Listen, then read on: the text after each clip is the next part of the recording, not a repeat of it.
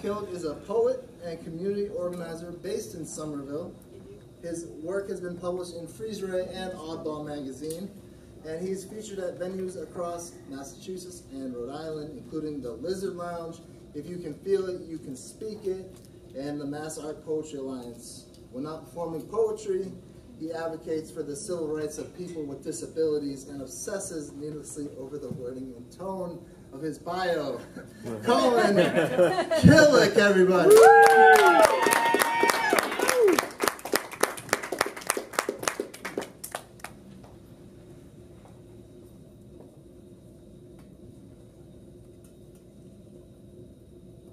It is 1927, and Kerry Buck is behind bars.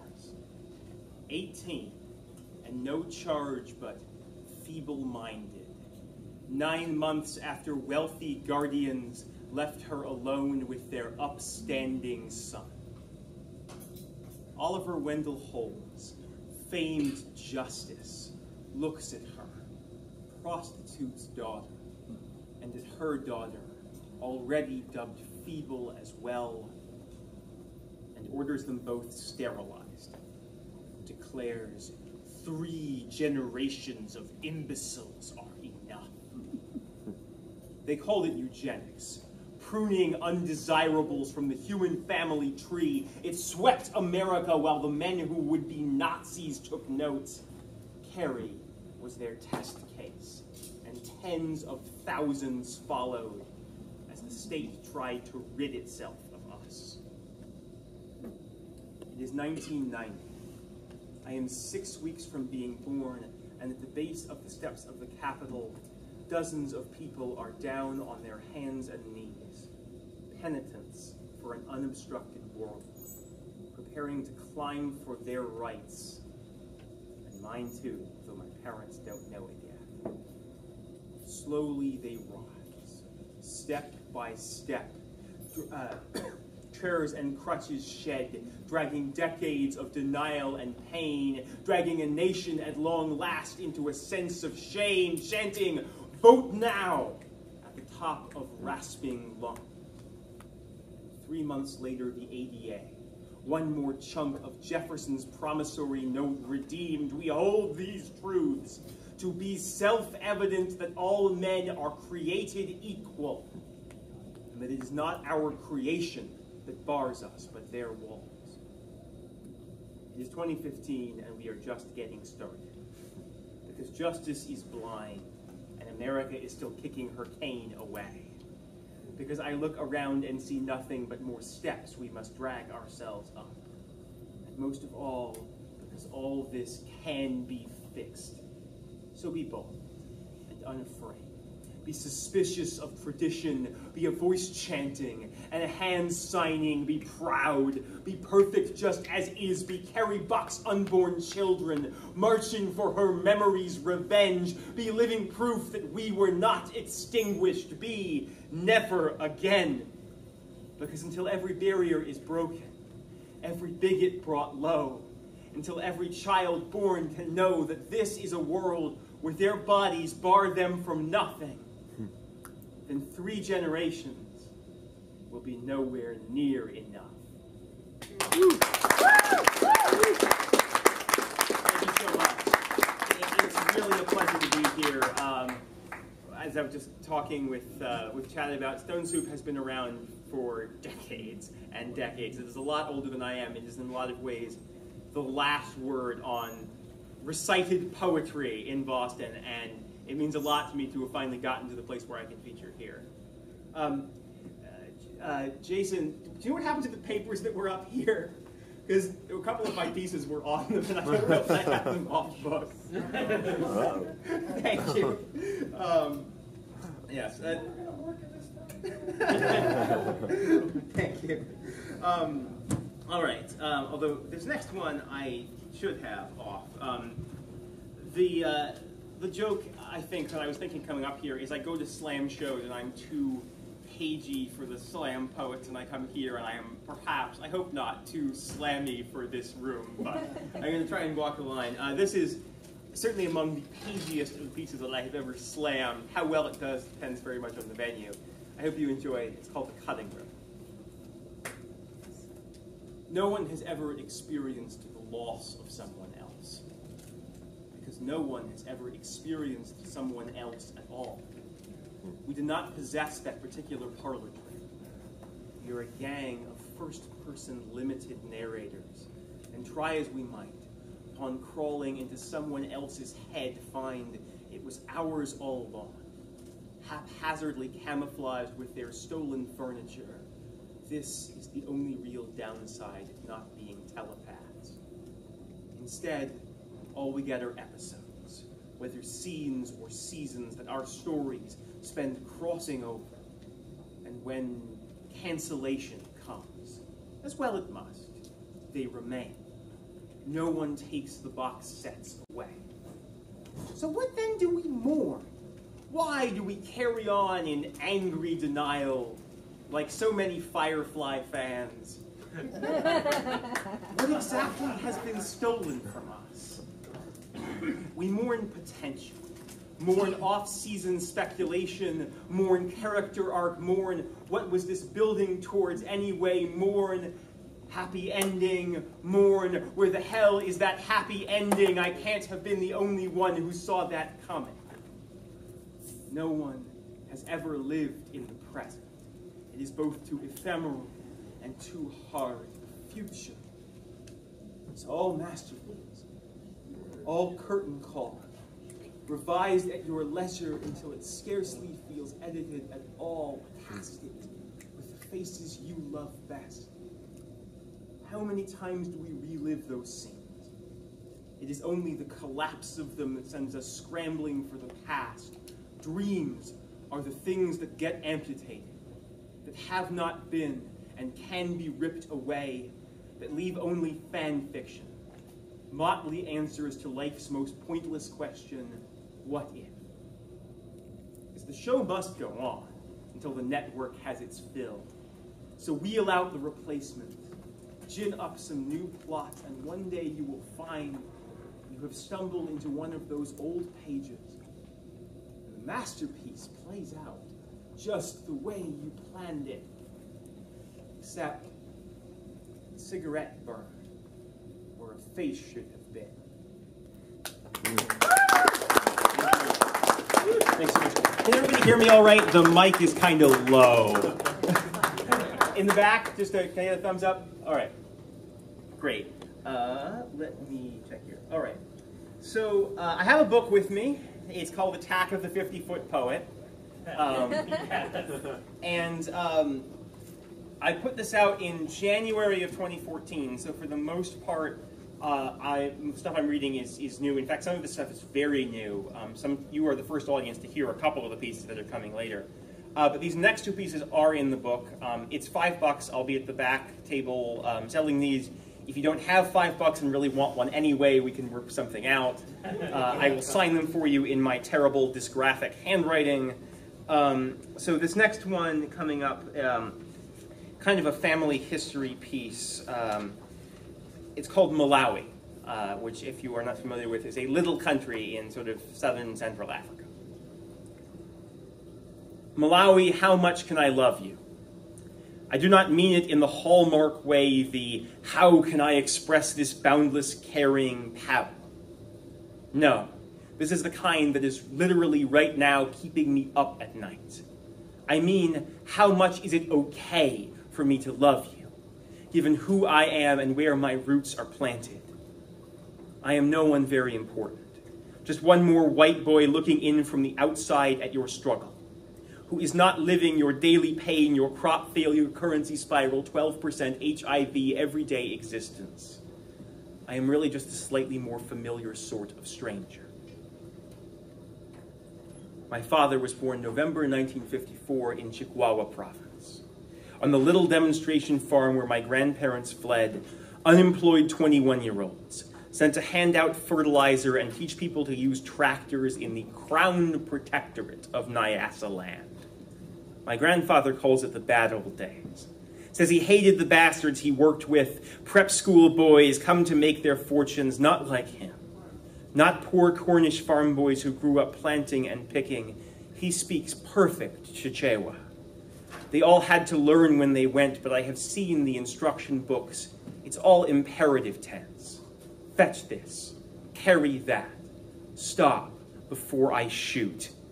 He didn't go for that. He learned it conversational, and 60 years on, he still has Malawians laughing. Because my grandfather speaks perfect Chichewa in the thickest West Country accent you could possibly imagine. One indali bueno, and they're rolling on the floor. In the bad old days, he tells me he was reprimanded twice. Once for walking in the villages, sitting down like neighbors with the natives. The other is better. Conduct unbecoming an Englishman. For letting black men see him sprint shirtless across the officers' golf course, swinging his one bent club. And I tell these stories so I can tell myself he was okay. One of the good ones. A harmless exception to the generations of white men who have come to your borders plundering. That surely there was nothing wrong with a little pride in you on my part. In 1972, my father left to enroll at the University of Cape Town, and you do not need to have studied much history to see where this is going. There he fell in love with archaeology, but I think it's fair to say he at least minored in struggle. At one march, the army turned on them with clubs, drove them screaming in the doors of the National Cathedral, thinking surely they'd be left alone in there among the silent saints. They just threw in tear gas grenades and shut the doors, and my father fought his way to a window and jumped out of it. And I tell these stories so that I can tell myself that he was okay. One of the good ones. A harmless exception to the generations of white men who have come to your borders plundering, that surely there was nothing wrong with a little pride in you on my part. And what of me? In college, a friend of a friend, having gotten this whole transcontinental tale secondhand, said, "So, Colin, your dad is black, right?" And I played it off, cracked some dumb joke about my almost scary paleness, while in my head I was ticking off every bonus, every opened door, the unearned advantages of that one untruth, because my father's passport is from a country he's only seen as a tourist, that he has scarcely spent more time in than the 5 weeks I have spent in you, land by the lake, place of cedar-ringed mountains and blue water, and the best people who did nothing to deserve the destruction white men dealt, who welcome with an instant warmth so genuine I feel ashamed. Malawi, I have loved you mostly from afar, but I'm coming back now, and I just want an answer. I will understand if it is none, no, not at all, if I do not have the right, that this was never my country, and that the taint of its thievery taints widely and forever. I can offer no defense, just these stories, so that I can tell myself that I am okay, one of the good ones, an exception to the harmless exception to the generations of white men who have come to your borders plundering, that surely, even when it keeps me up at night, there is nothing wrong with a little love for you on my part.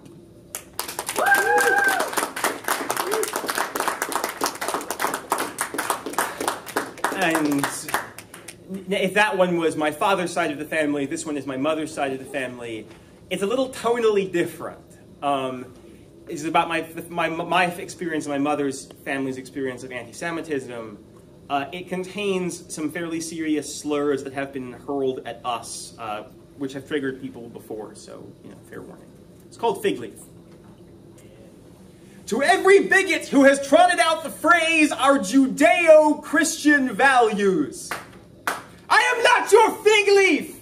I am not your white and blue blinders. You cannot grind me up and sprinkle me on your shit to make it kosher. Spare me your pretend pluralism, please. As if your utopia would have room for Judeo anything. Our past has made us many things, but not gullible. I am only here by happenstance. At best, I come from people who were good at running, at carrying their lives off on their backs as their neighbors burnt their houses down, and they were the lucky ones. Not like Golda, my grandmother's grandmother, the only female Torah scholar Ukraine had ever seen. She was beaten to death by someone who wanted her candlesticks. You see, the priests had a way of slipping into their sermons somewhere between the brimstone and bake sale plans that the Yids need the blood of babies to make the matzah come out right. This, of course, is ridiculous. Any Jew can tell you, if it were true, matzah would taste like something.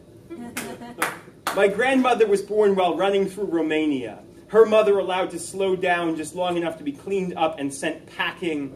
In 1938, she set sail for that great North American land full of freedom and a real chance. I refer, of course, to Canada. Because in 1938, the United States of America denied Jews at the door. Because in 1938, Father Coughlin was king. Father Coughlin, Rush Limbaugh, and Pat Robertson's joint wet dream. 1 in 3 Americans tuned in each Sunday night, and that year he told them that God says Hitler is right. It is one of history's great ironies that we invented the word scapegoat. And yes, oh yes, this is all just ancient history. Why, who remembers 1961, when my mother at 7 had boys throw rocks at her head and call her a dirty Yid bitch, and the country club in Newton had no Jews in black and white in its bylaws? Who today draws breath who lived in 1973 when on the tapes he made to document his greatness, Nixon says we're all treacherous bastards and the Soviets can gas us for all he cares? Did they even have cameras in 1985 when Reagan skipped Dachau to stand in an SS cemetery and declare they were victims too, because I've never seen that on the tribute shows? But I can see, yes, we've gone off the target list. You've got Muslims to murder now, and gays to bash, and somewhere in Florida there is still ground to stand against the dire threat of Skittles and iced tea. Who has time for the horns and hook noses anymore? It's a lost art. And besides, someone saw what nice human shields we make. Get yourself a Goldstein today. Wrap yourself in Israel. Watch the checks roll in. Never mind the slaughter your butchers there commit. Just cozy up to BB. And keep the post-apocalyptic heathen-burning circle jerk private. Please don't try the peace and love bullshit. I have read your message boards. I'll put it simply so you can understand what I mean. It is 2015, and I live in the best time and place for Jews that there has ever been. This is a privilege, a blessing, a gift, but it still stands for nothing but a strategic shift. So I will be your enemy. I won't be your pet kike, because we know exactly what theocracy looks like. And if you think we'll let you do it because we are doing well, better change your plans, because there ain't no chance in hell. Thank you.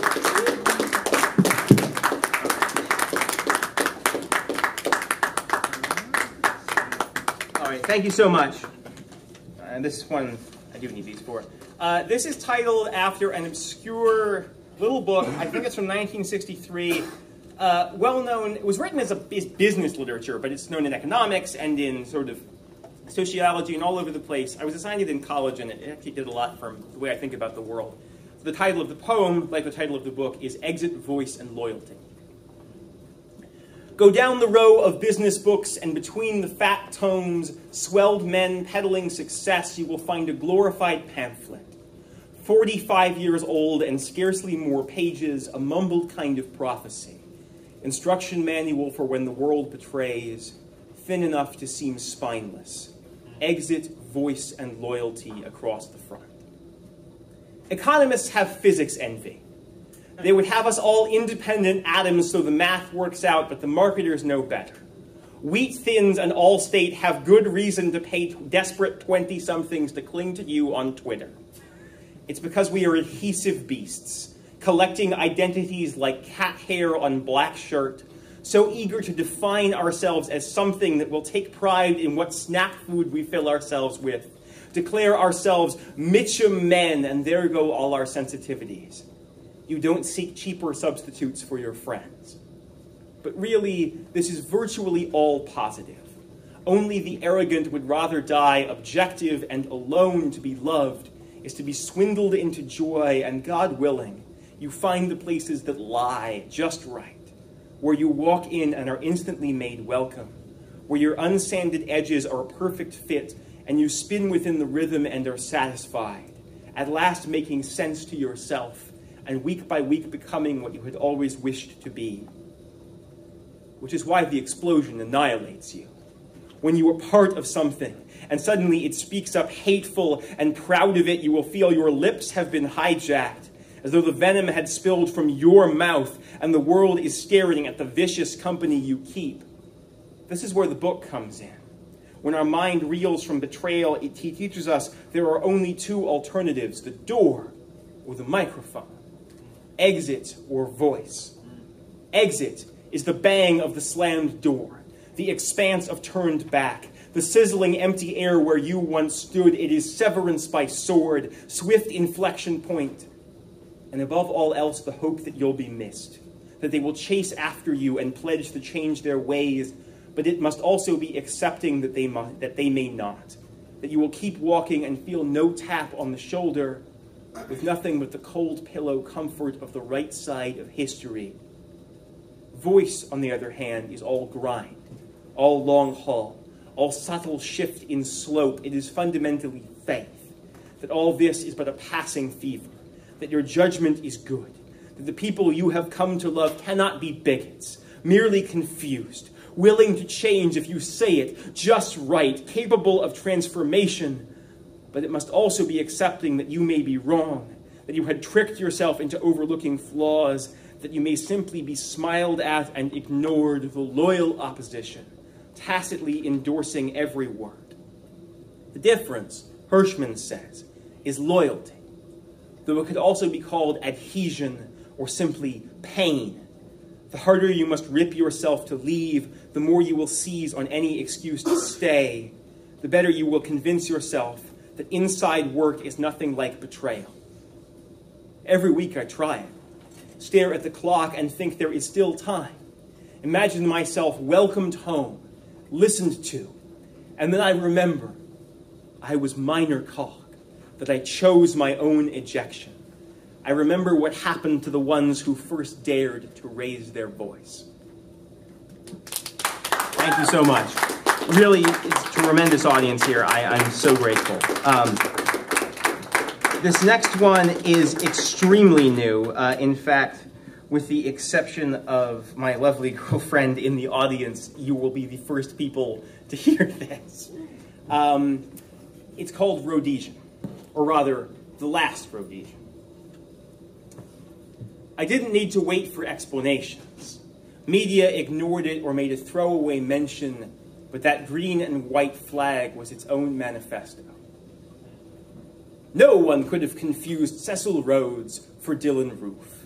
Sent abroad gangly and asthmatic, he came back a self-made man, a strapping, charismatic Oxford lad, such a success in the lecture hall and on the sports field that the scholarship named for him can still set my classmates up for the boardroom, the Nobel, the White House. Cecil was going places, like other people's countries.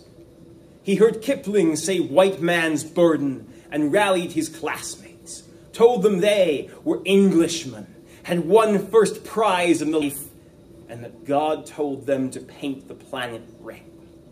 And they listened to him. They only needed some cash to buy the rifles with, so he went to the Transvaal and started up a little outfit called De Beers. If you have bought a diamond lately, thank Cecil, and know they have never not been bloody. He started pushing the blacks off their land, crossed the Limpopo, and kept going. Had the crown give his company the land, his own army, his own police force, and when he demanded Botswana as well.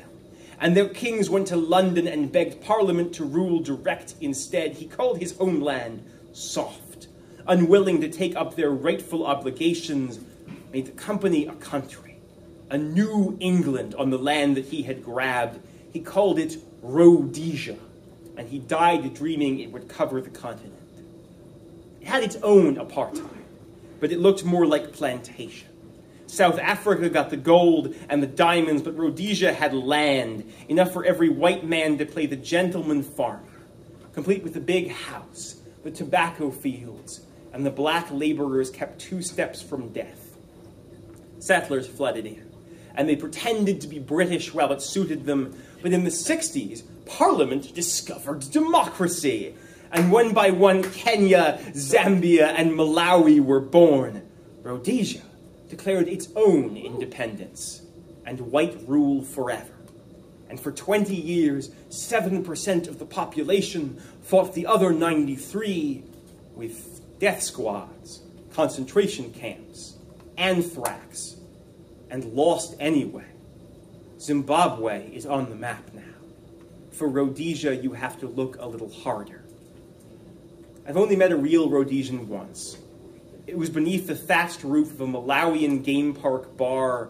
He was rough-necked, backslapping, sucking Carlsberg, stroking an M16. A veteran, an anti-poaching volunteer. All smiled. Until he says Rhodesia, forever. Rhodesia, stolen Rhodesia, birthright Rhodesia, die for Rhodesia. He says, our blacks were treated so kindly, just like our children. Such ingratitude. He is holding rifle grip tight now. He is not here to save elephants. He is taking trophies of his own. Since then, I see Rhodesia everywhere.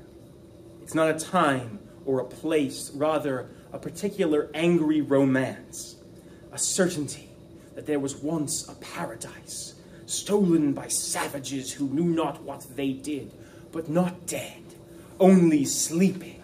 They are sure they can awaken it with just a dash of boldness and a few gallons of blood. Bombing, a riot, a church shooting. Amidst all his idiot rambling, Dylan Roof called himself the last Rhodesian. I wish he was right. Thank you. All right. I think we're, sorry, this has been a heavy kind of set. You all okay out there? One more? Two? Two more. Okay, I have my glasses, I can't see. Two, okay, cool. All right. So this one, all right, this one is also fairly new. We did it here last week. A little lighter. It's called Doc Pomus Speaks, after Bobby Crawford. Let's get one thing straight to start with. I'm nobody's inspiration. Crippled runners are inspiring. A crippled singer is just a distraction. No one was going to let me hobble up on my crutches and croon any love songs. Who's he got to love? All I ever got to sing on stage was blues. In those black clubs in the village, they understood a yid with polio like their own. Still the only Jew to cut singles for chess records, could never pay the bills that way, though. This is no blues song either. That virus killed no dream of mine. You see, you haven't heard of me, but you've damn sure heard me, which is all that ever mattered. You see, I learned quickly the world is full of pretty people who need their pretty words provided for them, and I made them my instruments. Young blood, suspicion, this magic moment, I limped down the street and my love songs spilled from every open window, and only I knew who they were for. Make enough money for the labels and you get invited to all the good parties. Sight unseen.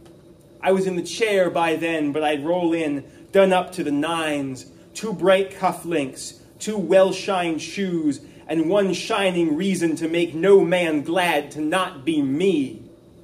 Her name was Willie Burke, Broadway siren, tall and loud and gorgeous, loved being seen. Everybody thought the song was about jealousy. They weren't wrong exactly. The thing is, when you love someone, no matter how hard they love you back, there will be a thing they need that you can't do for them. And then you have a choice. You can either and let the absence go sour between you, or sit back and let someone else do it for you, and do your best to believe that is all right. Now you can ask Willie. There was plenty I could do for her that no one would have suspected me of. But for some things you need grace, as well as rhythm. So yeah, watching her spin circles round those other guys, luminous and laughing, I sometimes envied them their shoes. but I wouldn't have stopped the music for anything. Just don't forget who's taking you home, and in whose arms you're gonna be. And darling, save the last dance for me. Thank you. You've been an amazing audience. Thank you so much to Stone Soup. Thank you, Chad. Thank you, Jason. Very quick plug, on the 22nd, starting at 11 a.m. on the Common, is going to be the 25th anniversary celebration of the Americans with Disabilities Act. I'll be one of 3 poets performing. There'll be speakers. There'll be artists really of all kinds. It's going to be an amazing event. It's free to the public. Hope to see some of you there. And finally, to close you out, last year the president went on Between Two Ferns to promote healthcare.gov. And it worked, but it pissed off some people, among them Bill O'Reilly, who said, I quote, "Lincoln wouldn't have done it." And so tonight, finally, I present to you other things Lincoln would not have done. Promote his policies on a more establishment comedy show, like Letterman. Promote his policies on Meet the Press. Promote his policies on Twitter. Promote his policies by email. If you try to send Lincoln an email, it comes back delivery error. Recipient died in 1865. Set up a website for health insurance sign-ups. Encourage young people to sign up for health insurance. Know what health insurance is. Worry about health concerns for 20-somethings other than being filled with lead. Worry about caring for 85-year-olds. Accept that Barack Obama was president. Accept that Barack Obama had been a senator, a Harvard professor, a lawyer, had gone to college at all. Accept that Barack Obama was his equal. Because we pray to marble men. Seat them in secular temples, carve their words in stone, seek them out in supplication for our modern fears, and we all do it. The other day, a squishy liberal page I follow slapped above an image of the great emancipator. There is no honorable way to kill, no gentle way to destroy. There is nothing good in war except its ending. Something Lincoln said in a Star Trek episode in 1969. But it sounds like him, right? Stoic, grand, and timeless. More like him than this. I am not, nor ever have been, in favor of bringing about the social and political equality of the white and black races, making voters or jurors of Negroes, or allowing them to intermarry with white people. Those words wear 1858 like a lead vest. The placating of a moderate man, 2 degrees left of the well-off white center, the way Jefferson was, when he expressed momentary remorse over owning the people he fucked. Lacking a state religion, we built one. A nation born perfect and free, we have never trusted progress. To suggest improvement would imply it was necessary, we must make it have been there all along. We are a nation of ventriloquists. We slip our arms inside dead men and click out messages in Morse code with their teeth. Thank you. That's in the new oddball, by the way, or the Stone Soup servings. Thank you. You've been an amazing audience. Come talk to me in the back. Buy a book if you like. Give it up for Colin Killick, everybody.